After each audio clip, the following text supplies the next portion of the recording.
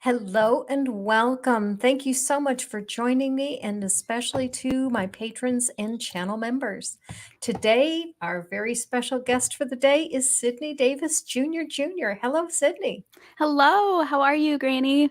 I am doing just fine. How are you? Good. I'm so excited to be here. I've been looking forward to this for like 2 weeks now. This is awesome. Wonderful. I'm always so glad that my guests are happy to be here. Oh, yeah. Um, I don't know if everyone that watches my channel knows you, and so let's start with a little bit of background of who you are and what you do. Awesome. Yeah, absolutely. My name is Sydney Davis. I have been doing stand-up comedy for 16 years now, I think this year. But I also run a podcast called Growing Up Fundy, and it's on YouTube, Spotify, Apple, Amazon. And I talk to people who were raised strictly religious, whether it was Christian, Muslim, Judaism, any sect, any religion, any cult as well. I talk to a lot of cult survivors about basically how the way that they were raised within whatever religion they were raised within impacted who they are today, whether they're agnostic, atheist, maybe they're still religious, but they changed religions, maybe they're just spiritual. So a little bit of everything there. And then I also teach classes on storytelling and stand up and stuff like that. And Sydney even let me on her show, even though I Yes. didn't grow up fundy. I actually Yes. grew up in a liberal progressive home and went fundy all by myself. Yes, yes, that's just I still think your story is just wild. So many twists and turns. I was so honored to have you as a guest because I've never heard a story quite like yours. It was very impressive and I never knew what direction it was about to go in as you were going through your story. Mhm, mhm. And we have a number of people in the chat now. BS Yay. not accepted, Logan Fisher, the trusty ape, Pragmatic Drusilla, Crystal. yeah, Pragmatic Crystal, and Kelly Preston are the ones that I have seen so far. Hello to all of you. Hello to everyone watching in the future as well. Um, Now, I know one of your greatest claims to fame is as a child, you knew the Druggars. Tell us, Yes. tell us about that. Yeah, so, anytime that I tell people I knew the Duggars growing up, they think that that means I was IBLP, but I was actually friends with them and I knew their family before the IBLP thing. You know, there's that documentary out, Shiny Happy People. This was kind of prior to that era. We all went to the same church in Springdale, Arkansas. At the time, there were only like 10 of them. There weren't quite as many kids. We were all really little, and then we would also hang out at the same restaurant once a week called AQ Chicken House. They had this Mhm, deal where one night a week, I believe it was either Wednesdays or Thursdays, kids could eat for 25 cents. So, of course, they were there, right? You can get like a mhm. whole kids meal for 25 cents, and we would always be there. And my mom went to high school with Michelle Duggar. And so I remember when I was a kid, seeing them around and like we weren't best friends or anything, like they would not know me now by any means, but we had the same piano teacher, we had the same piano recitals, and so yeah, we would see them around and like I knew that they were very devout Christian and I knew that somehow they were more Christian than my family was, but not necessarily in a way where we were going to go to hell faster than them or anything.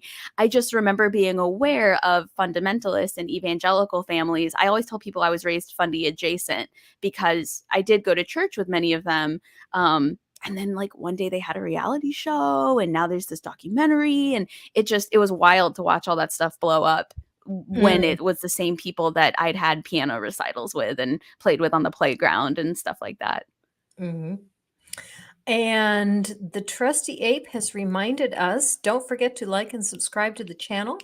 Sydney Yay. Davis Jr. Jr.'s channel is linked in the description. And if one of the mods wouldn't mind posting the link in the chat as well, I will go ahead and pin that. Thank you for that reminder, trusty ape. So there were only 10 of them at the time that you knew them. Yeah. Were they considered unusual in your church for having that many kids, or was that kind of a lot of people had a lot of kids? So I actually, it's interesting you asked that because I remember having this conversation on multiple occasions where we would see them at Aldi or we would see them, at church. And I remember thinking and like talking to my family about how, as long as they're well behaved and their parents take really good care of them, there shouldn't really be an issue with having that many kids. And of course, now that the documentary has come out and we know so much more about their family based on books that they've written and interviews that they've done, we recognize that they were not taking care of their kids in the way that they should have, emotionally and mentally. But at the time, anywhere they were seen, they were so well behaved, they were always well groomed, all their outfits matched, none of them looked malnourished or anything like that. So I remember people always defending them and saying, they take great care of their kids are well behaved, everybody should leave them alone, they can have as many kids as they want and they can take care of. So we never had a negative outlook on them. Did think it was a little odd. We did think it was a little strange. It was different than most families would have done, but there were quite a few large families like that in the area. I'm from Northwest Arkansas, and when you get into the different sects or communities of Christianity, whether it's, Baptist or Presbyterian or Protestant, that's when you start to run into families where, their version of church encourages them to have as many kids as possible. My family didn't think that was necessary. It's like, Mhm, two is mhm. fine. So yeah, I remember it being odd, but I do remember people usually, and this was prior to the internet being as huge as it is now, people usually defended them, at least in the area. I'm sure online it's different. I'm sure people talk bad about them all the time and stuff like that. But at the time, yeah, no, it was fine. We just thought it was odd, but whatever. They can do what they want, I guess. Right, right, yeah. I had a roommate that grew up in a family with 6 kids, and Yes. her parents said they just loved kids, and Mhm. if they could have afforded it, they would have had another half a dozen, Yeah. but they just simply couldn't afford it. Right. And see, that's where I'm like, hey, good for them. At least they recognize we can't afford that many, as opposed to we're just going to keep having them and God will provide or whatever. At some point, you're like, maybe God wants me to like stop at 6 or 7. God gave me the salary he gave me so I could take care of 6 kids and no more. Mm. This actually brings up the issue that caused my parents to leave the church when I was very young, which was birth control. My Mm, parents were Catholics. My mother's family were devout Catholics, and the Catholic Church at that time, birth control was off limits. And after my parents had 4, they said, "That's enough. We don't want any more. That's enough." yeah. And so they ended up leaving the church over it. And our next door neighbors, who were also Catholics, went the other route, which was, the church says we can't use birth control, and they ended up with 8 kids. And the mother could not handle 8 kids. Yeah.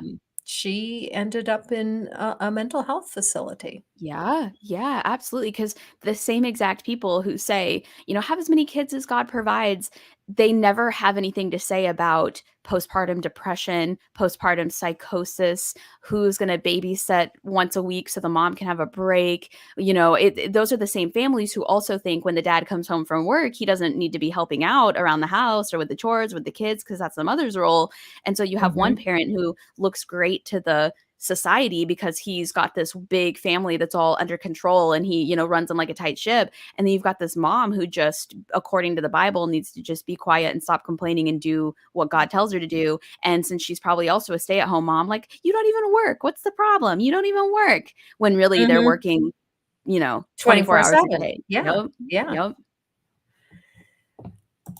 Hunter Biden's laptop says, I love that name. That is so funny.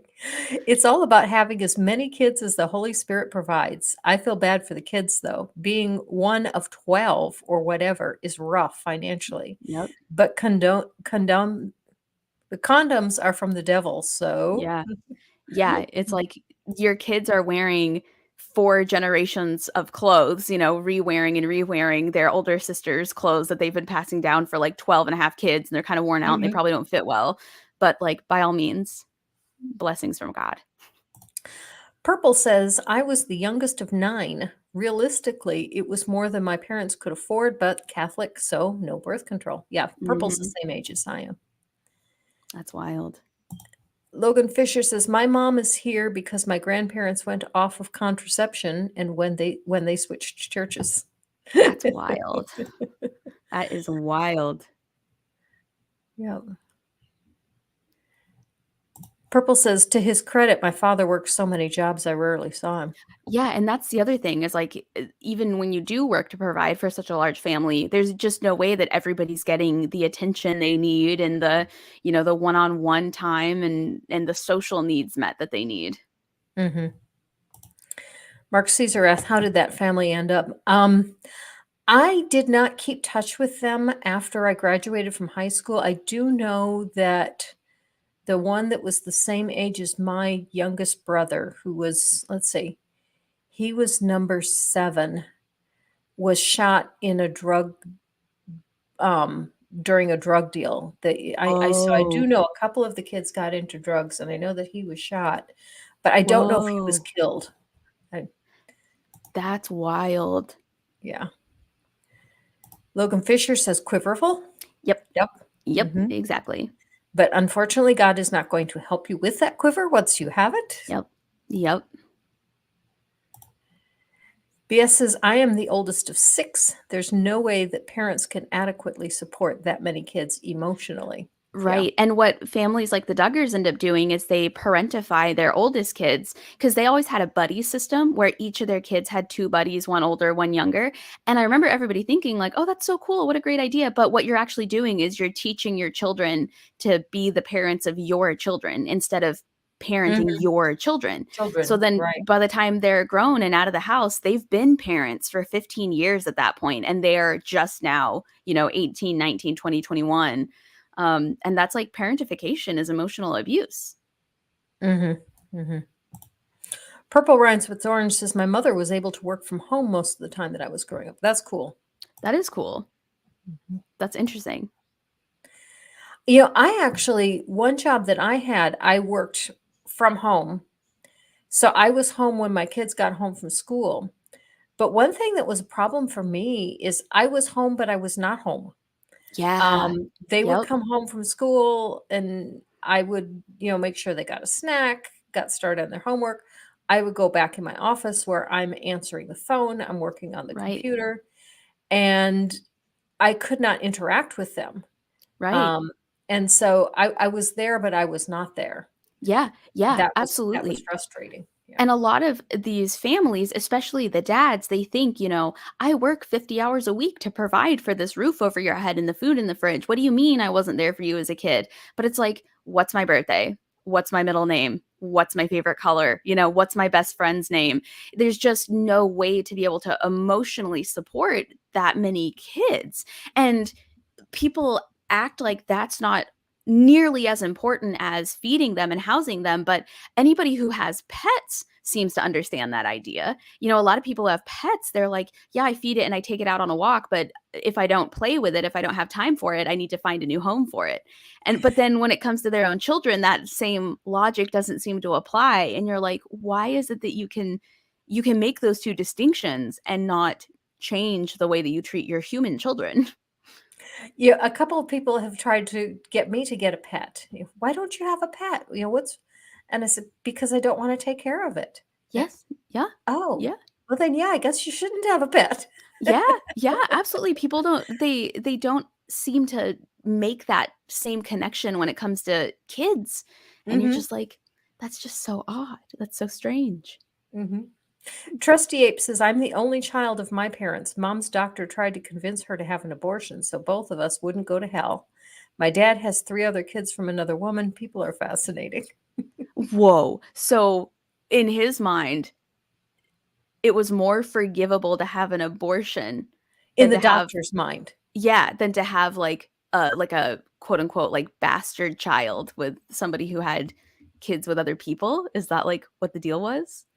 Well, I don't know. I was under the Or was impression that that he was referring to 2 marriages, that maybe that he was, that he and that his parents were married, but his dad had 3 kids from a previous marriage, yeah, possibly. yeah. And I don't some know. religions it definitely think that you are always married to your first spouse, and that even if you get divorced and you get remarried and it's a legitimate marriage child, that Mhm, because the other person is divorced, they're still technically married and like will be married in heaven, mhm.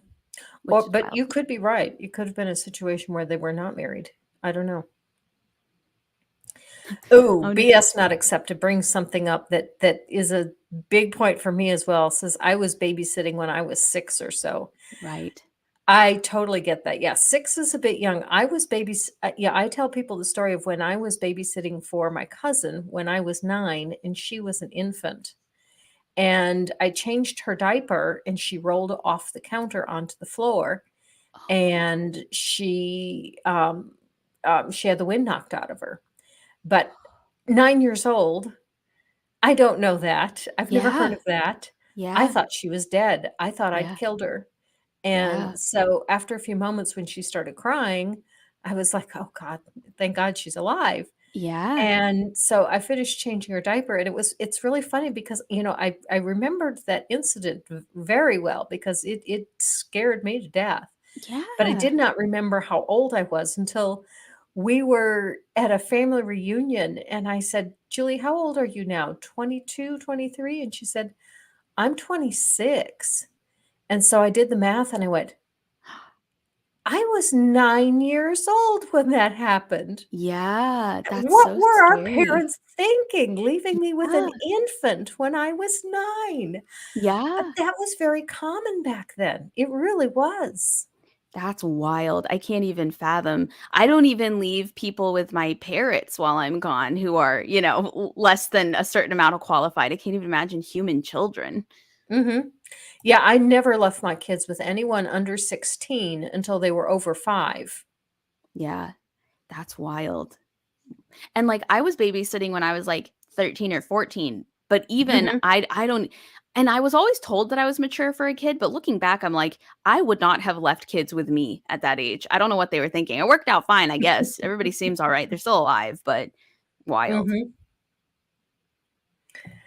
Tight Uranus says, "I grew up in New Orleans, was always weird to go to a friend's house and see the small bedrooms with 2 or more single bunk beds, 5 people sharing a bathroom." Yep. If I Yep. missed your comment, I'm sorry. There's actually more comments than I can handle today. Usually I can get them all, but not today. Okay, Mage Graywolf says, "When I was 3 or 4, my mom was in a diabetic reaction and my dad was hallucinating in a seizure. So I tried to get my mom out of the reaction myself." Wow, Whoa. that's scary. That is so scary. And if Mage I don't remember how old you are, Mage, but if you're my age, there was no such thing as 911 back then. 911 was instituted when I was in college. That's wild. Yeah. I can't even imagine a world before 911. That's crazy. Yeah, so if you picked up the phone, you had to know everyone had posted next to their phone police and the phone number, fire and the phone number, ambulance and the phone number. And yeah, Yeah. 911 did away with all of that. But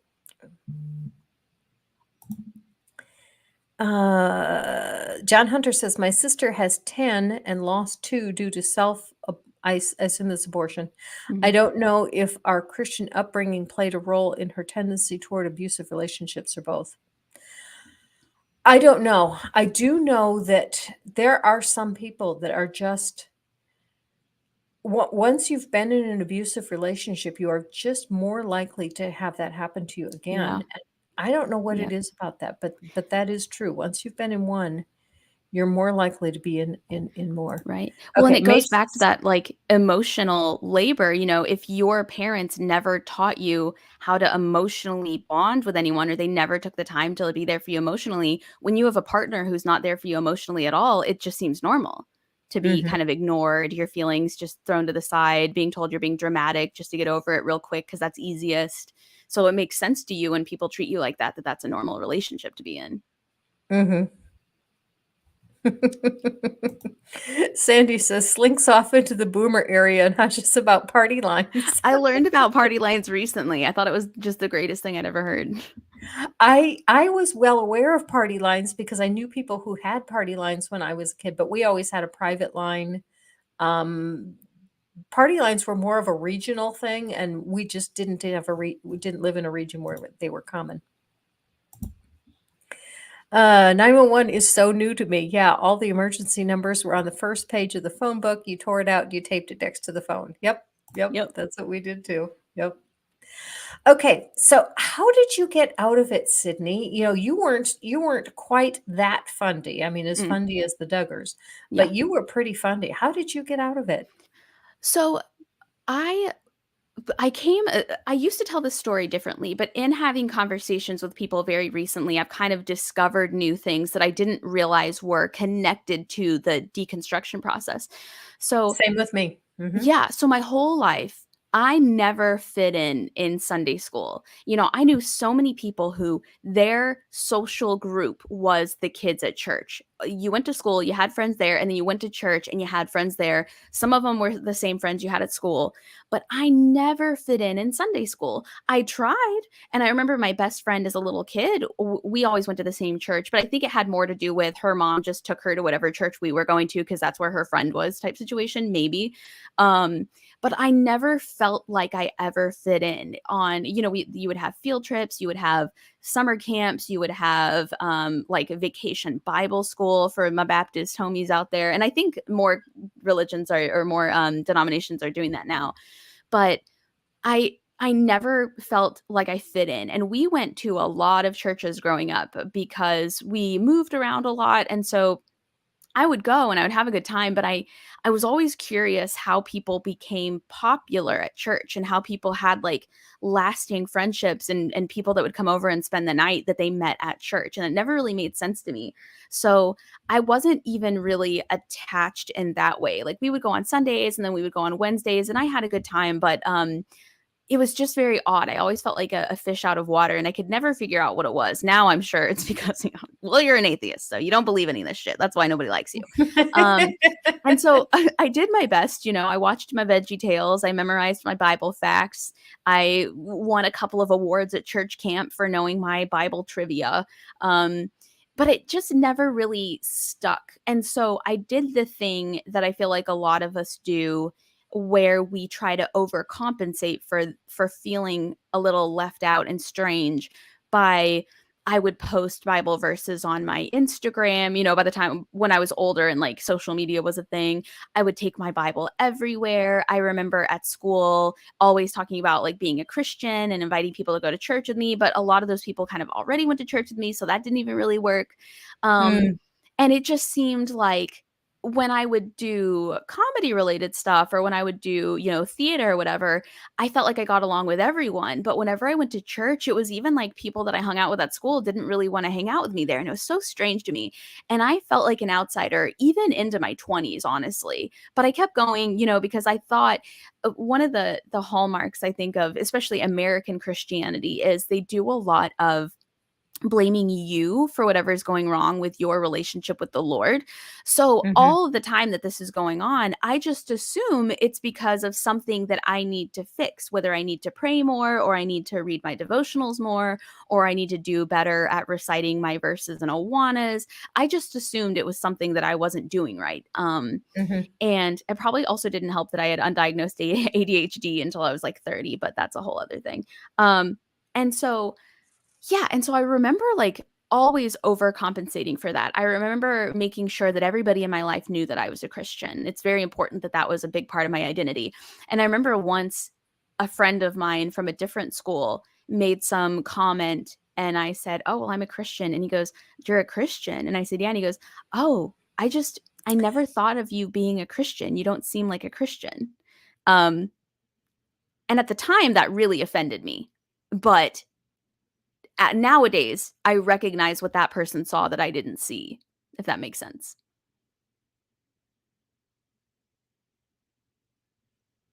Did I freeze?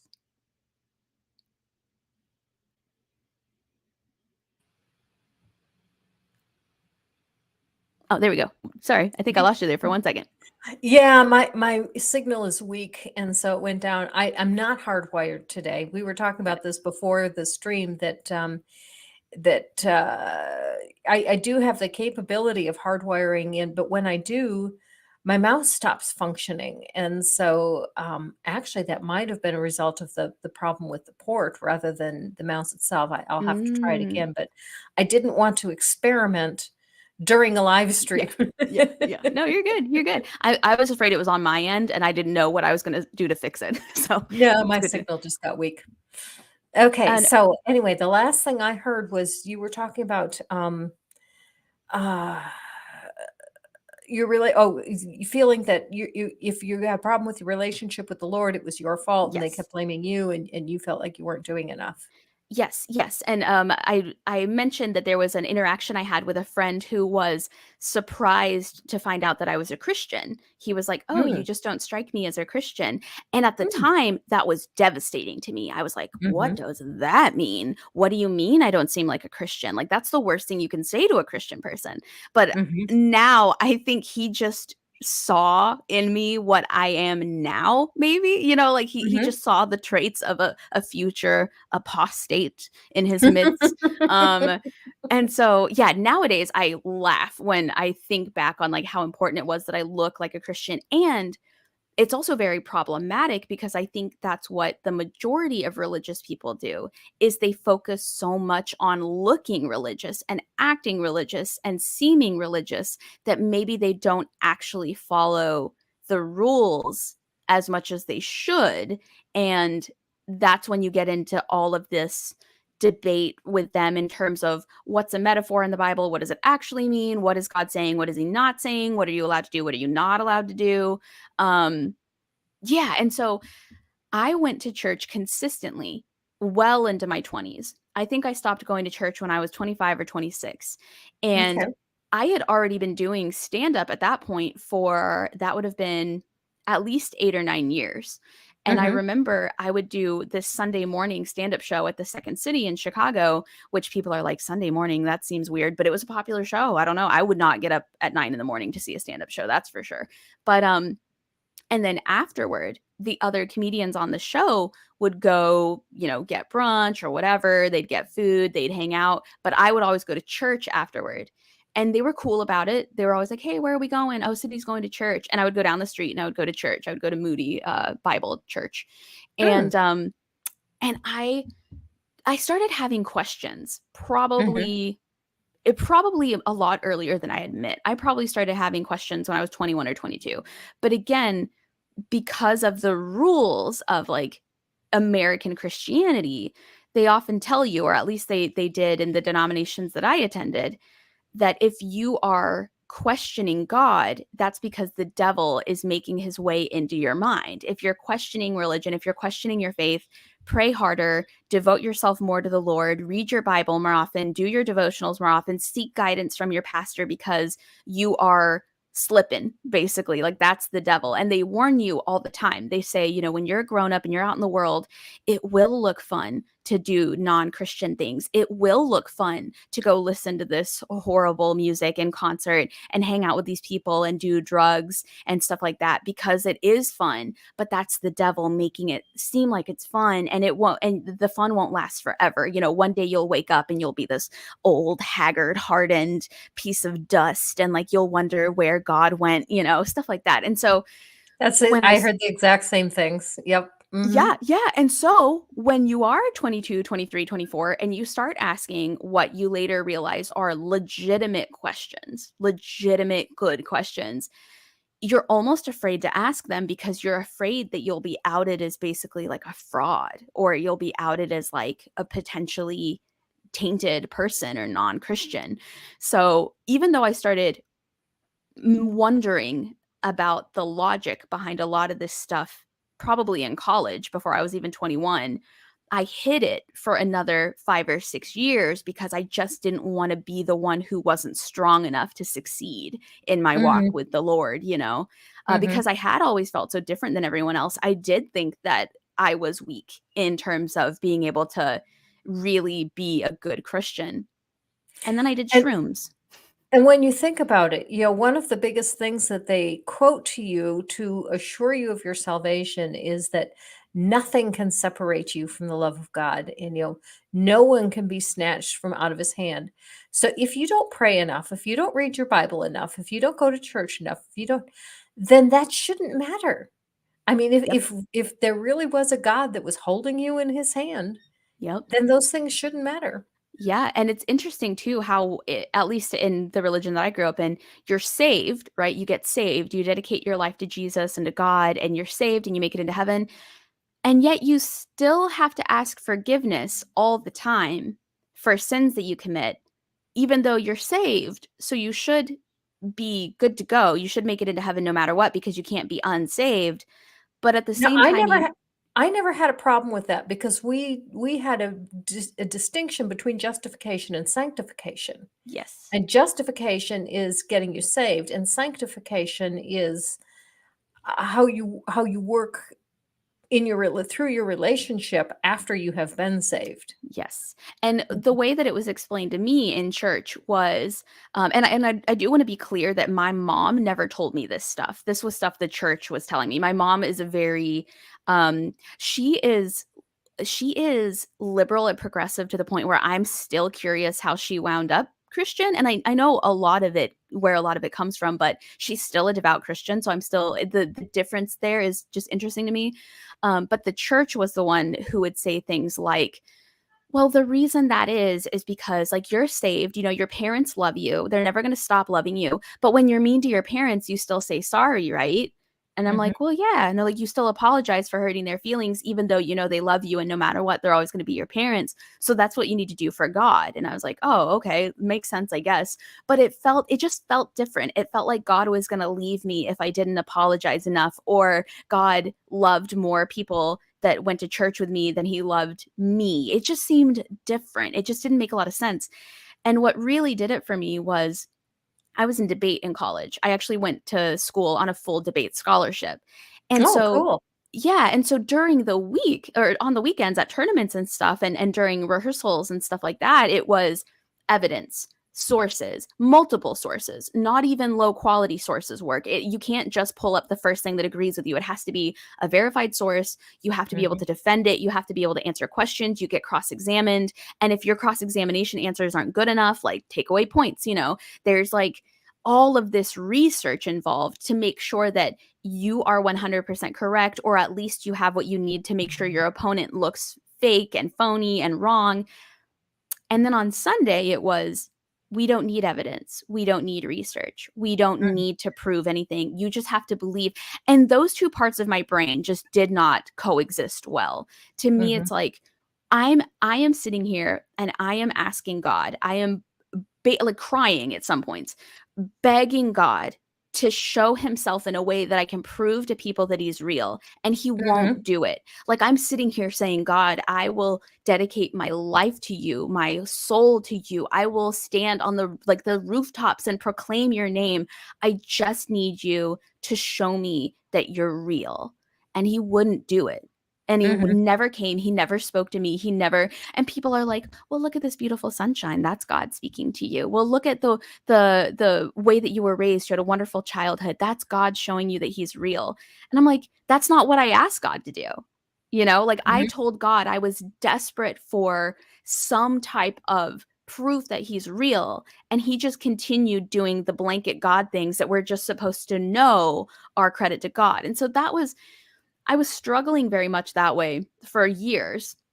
And you do that thing where you still hang on for dear life because you can't be the one that failed, right? Like, you can't mhm. be the one that was too weak.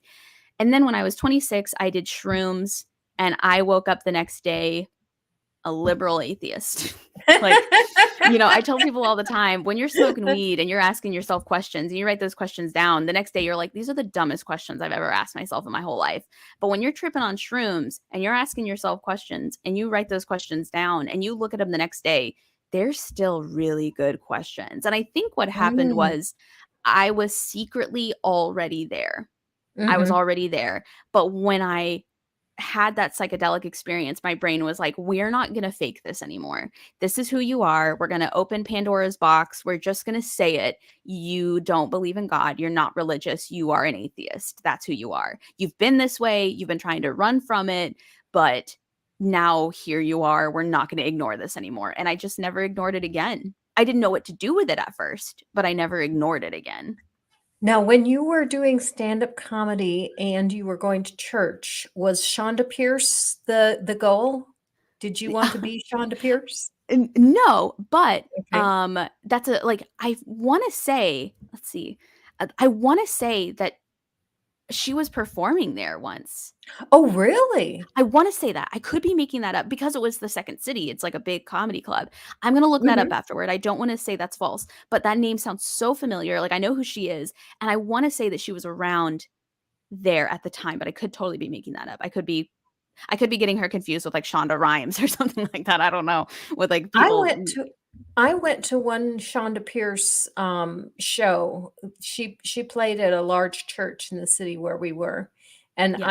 I still have a couple of her videos. Yeah. Yeah, the Um, weird part is it never once occurred to me to go into Christian comedy. I've never mm, thought about that until I became an atheist. That never mhm. even my Christian brain and my comedy brain were separate entities Okay. until those Sunday morning moments. And the way that people actually found out that I was no longer a Christian was one day the Sunday morning show happened and everybody was like, "Where are we going? Yada yada yada. What's the plan?" And then I was like, "Yeah, where are we going?"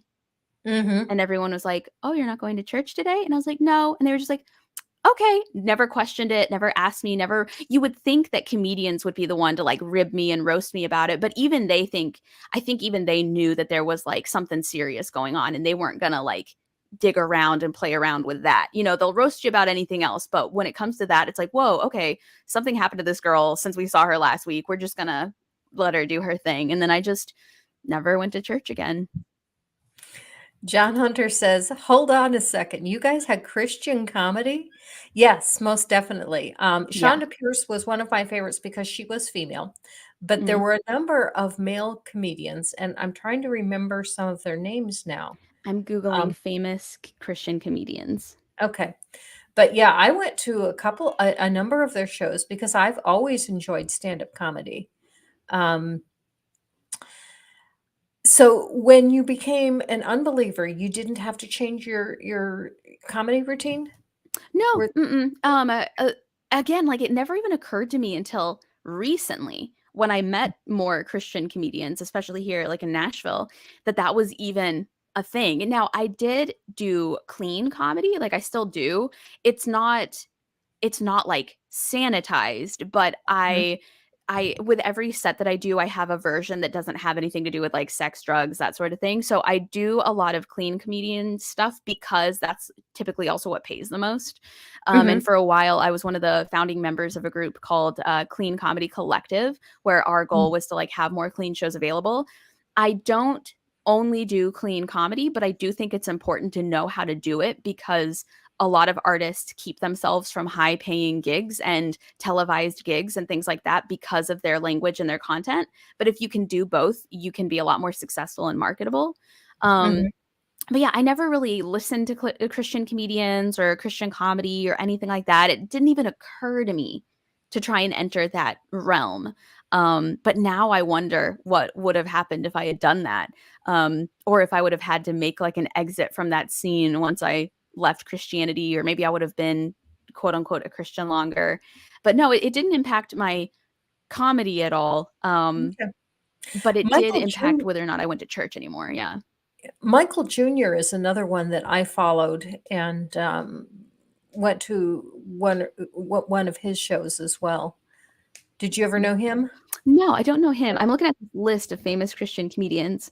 Jeff Allen, Ken Davis, Shonda Pierce, Mark Lowry, Michael Jr. There he is. Yeah.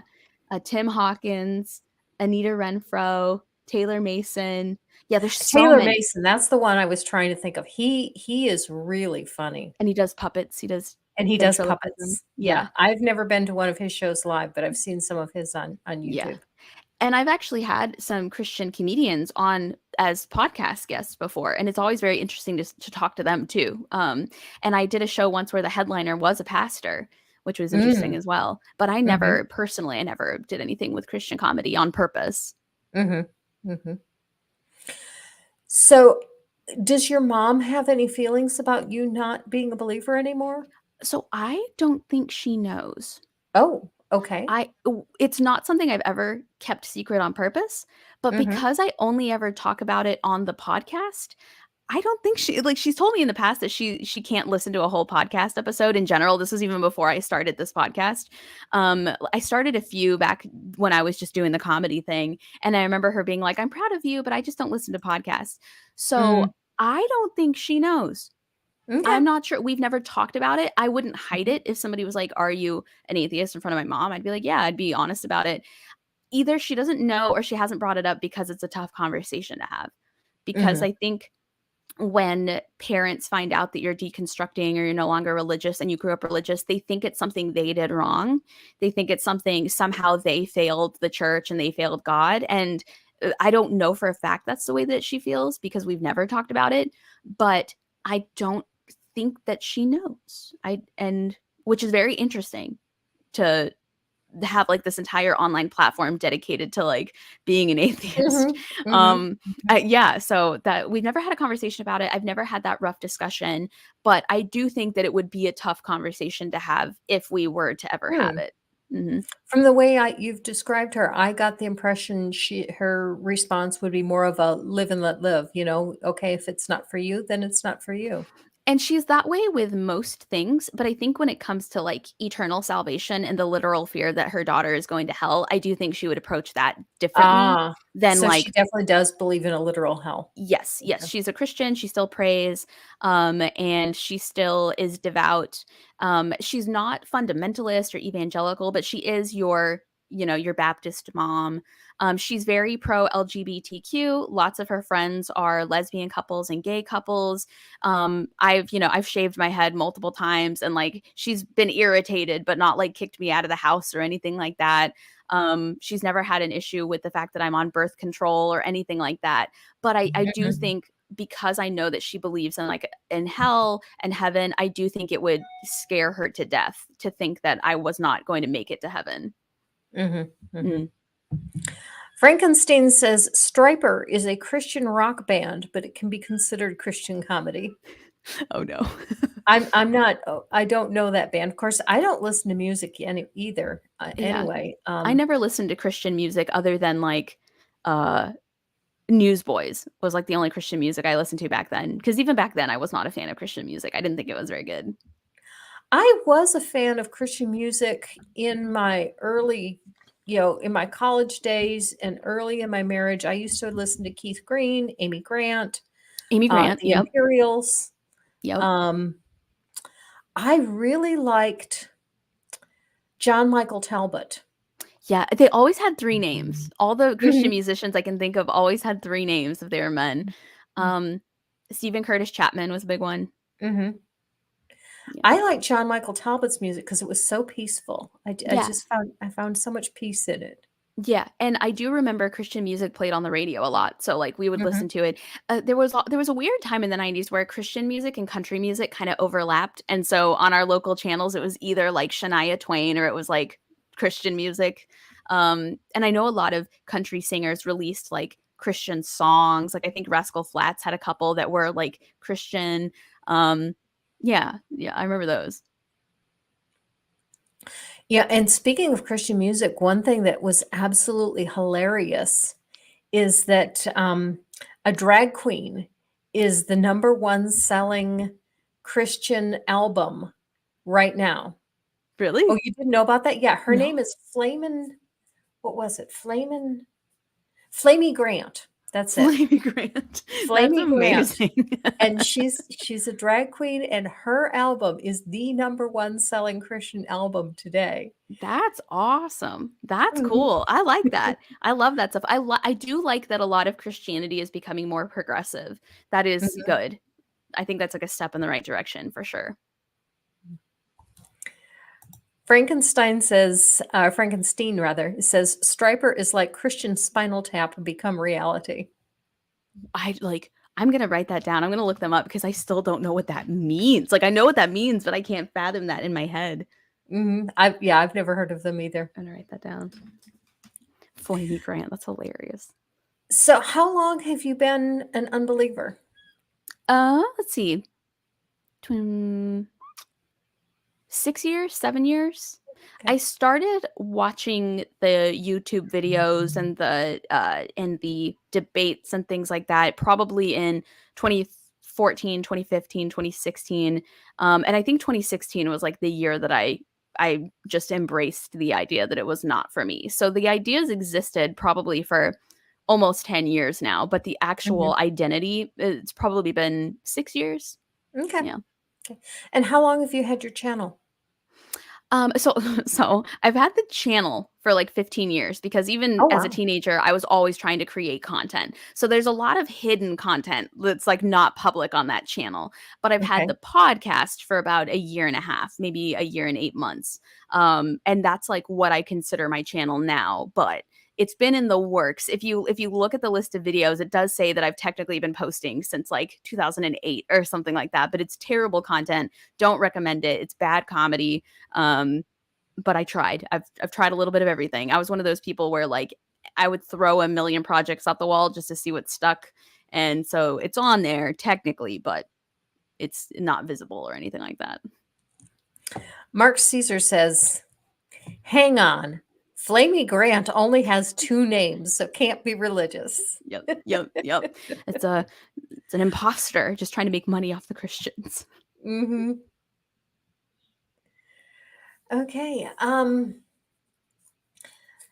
And you also do, one of the things that you do with is a fundy panel Yeah. discussion. Tell us a little bit about that. How often do you do that? So I have what I call the mega streams, which I like to have friends who are creators who are also atheist or agnostic or spiritual in whatever way join on the panel. And then we play yay or nay, where I make a statement and people get to vote whether they're for it or against it and explain why. I really like doing that because one, I'm friends with you guys and I love just hanging out with you and seeing your senses of humor and it cheers me up, but also because I think it's important. I remember when I was first deconstructing and we had Matt Dillahunty and we had Aaron Raw, and that was about it. That was pretty much what we had to work with on YouTube at the time. And so you either had the debates or you had debates. Like those were the two things that you had. And I learned a lot from them. I did. But I think in hindsight, I was a little bit scared to admit that I was an atheist for a while because I thought that in order to be an atheist, you had to have these like flaming debates all the time. And even though I Mm. have a background in debate, I didn't want to do it for free. I had already done it for 4 years. Like I don't want to keep arguing with people. Um, and I remember also being afraid that if I called myself an atheist, that people would think I thought Christians were stupid. And that wasn't at all what I Mm. wanted to do. It Mhm. just seemed like because the names that we had available to us at the time that were so open and public about talking about it, because they were these big enigmatic personalities, I felt like I had to be like that in order to join the club, and that if I wasn't a good enough atheist, I would be like called out by people, which now I know is not the case. But I was so used to being a Christian, and being the wrong type of Christian was so bad to some people. I remember people talking about how like if you're a Presbyterian, that's not real Christians, like Calvinists are the real Christians or whatever. There was No, so much yeah. like inter-Christian argumentation that I guess I just assumed it would be the same way in atheism. And so, what I like to have these big panels for is I like to introduce people to lots of different types of atheists and their content. So, like, you have really friendly, inviting, engaging content. So if somebody's a little too scared to join these debate channels, I feel like they could come here and they can hear from people and they can have like this pleasant experience. I feel like you're very welcoming. You're all of our granny, who come to watch the channel. But then if they also want to roast some videos, they can go to Brentley's channel and they can watch him like make fun of old Christian content they used to watch and stuff like that, if that's more their speed.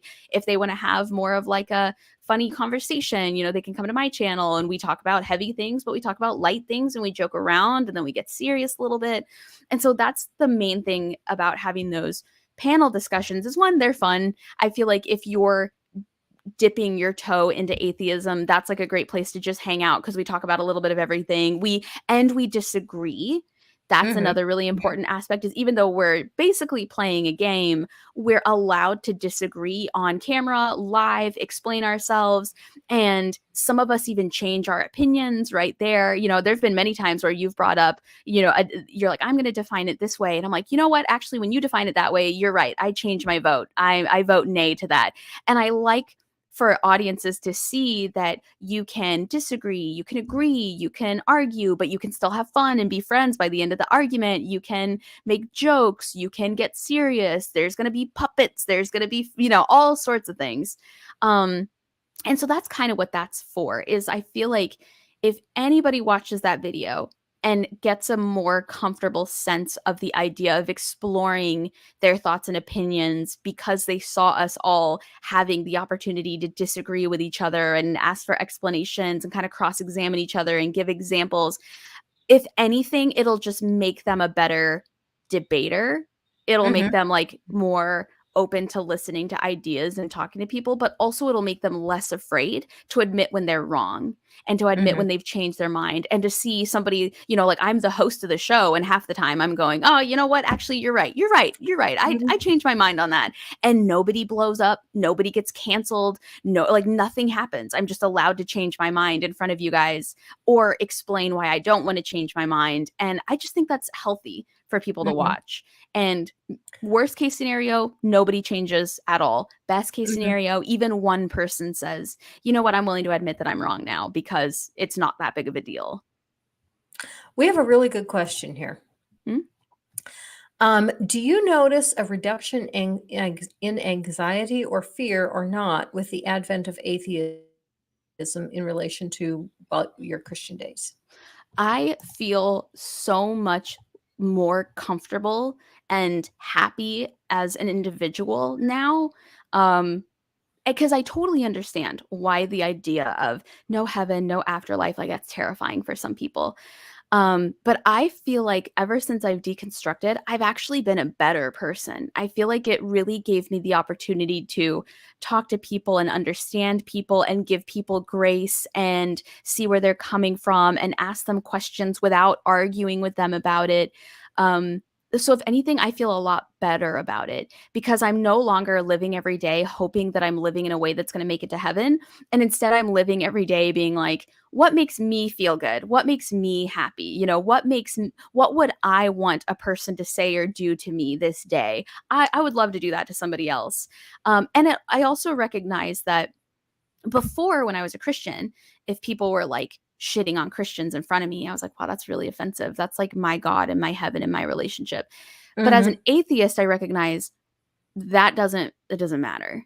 If God Mhm. is real and I'm sitting here going, yo, fuck God, all the Christians are still going to heaven. Like, it doesn't matter. If somebody looks at me and they're like, "You're a dumb freaking atheist," that it does not matter. I'm the same person, they're the same person. They're gonna live their life. So it's just so interesting when you remove that feeling like you're constantly being watched, you actually behave a lot better when you're just left alone. I don't know. That's just been my personal experience.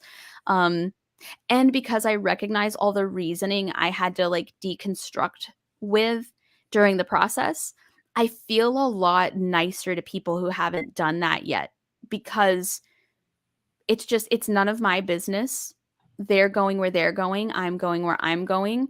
Yeah, a thousand times more empathetic. Ever since I started the podcast and getting people on camera talking about why they think certain things, why they do certain things, yeah, just no more anxiety about it, no more need to defend God or defend Jesus. I don't even feel the need to defend myself. If people hear me talk and they're like, "Well, that girl's dumb." Okay, fine. Then just don't sub to my channel, I guess. Like if you want to after that, that's your problem.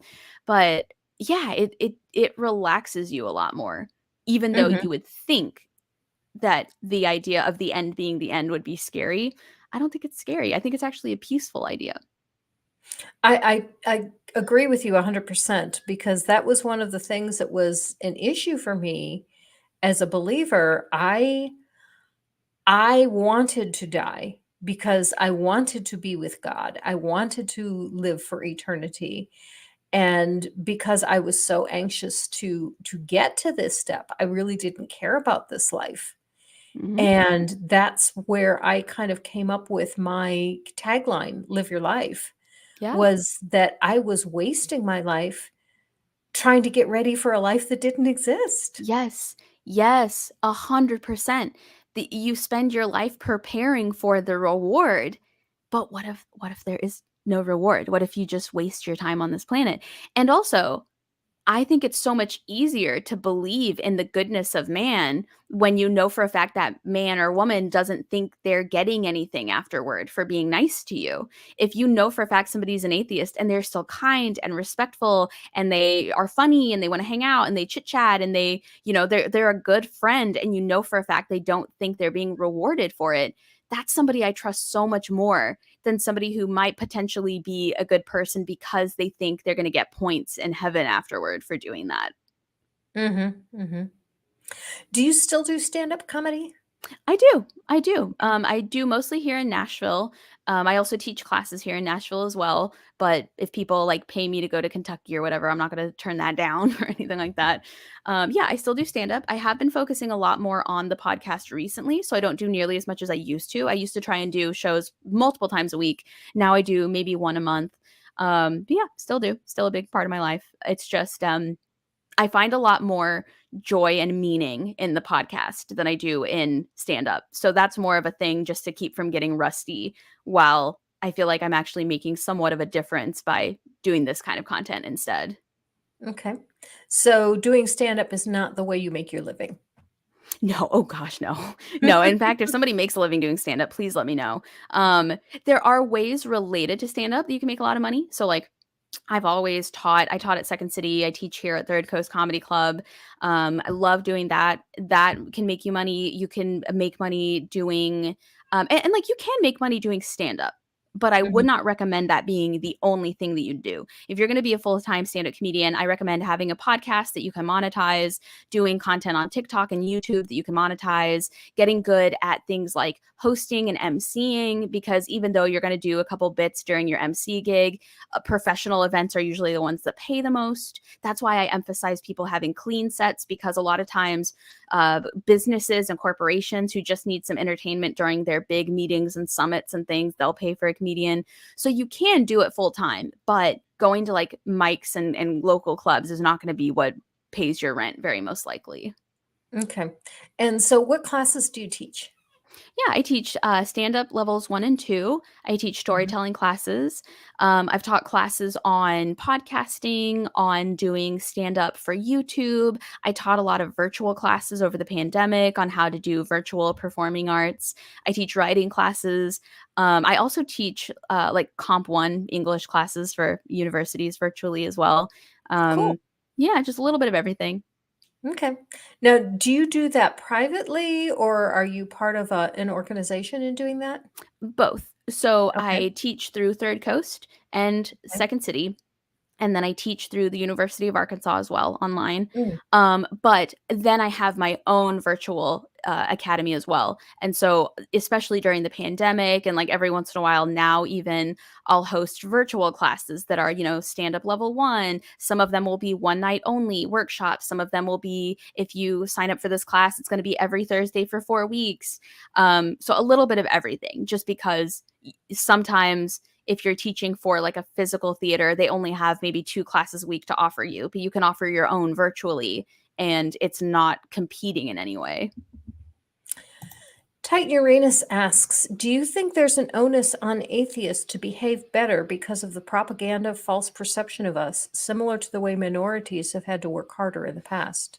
So I don't think that anybody should be forced to be the voice for their category that they fit in. Like, I don't think that people who are Black should have to teach us on how to treat them. I don't think that people who are like Mexican should have to teach us. It's not their job and their responsibility.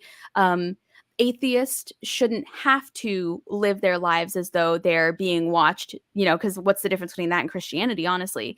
Now, I personally do behave in a way that I want to reflect better on atheists. I don't mind that being my role, but I picked that for myself. I knew that going on a public platform, I would need to behave in a way that I felt accurately reflected on atheism. And the people that I invite to be on my group chats, I know are going to behave, and I know they're going to positively reflect on the atheist community on YouTube. But I don't think that atheists, that's their job. Now, Okay. if you do that, if you do start a public platform, you can't be upset when people start speaking to you like you are abusing your platform if you decide to behave in certain ways, because that's just part of the gig. And that even back when I was a Christian, if you're a comedian and you're saying things on stage, you do need to be held responsible for what it is you say.